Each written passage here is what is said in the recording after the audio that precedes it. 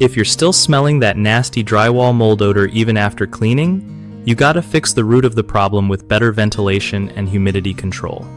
So, first off, make sure you're not just wiping down the mold, but actually cutting off what's feeding it.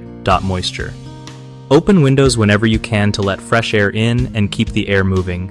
Fans help too, especially in bathrooms and kitchens. You can also grab a dehumidifier to keep indoor humidity below 50%, which makes it way harder for mold to come back.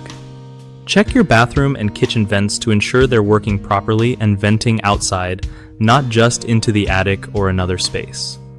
If you notice leaks or condensation on walls, get those fixed pronto, because even small water issues can cause mold to grow behind drywall. Using mold-resistant paint after cleaning can add an extra layer of protection. And don't forget to keep your heating and cooling systems clean because dirty filters can trap moisture and spores. Lastly, if you've got a bad mold smell hanging around, sometimes an air purifier with a HEPA filter can help clear out those stubborn spores. One of the biggest issues with drywall mold odor is ignoring hidden moisture problems like leaks behind walls.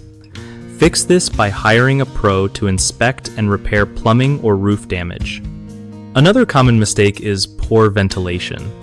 Many people don't realize their bathrooms and kitchens need exhaust fans that vent outside, so installing or upgrading these fans can really cut down on moisture buildup.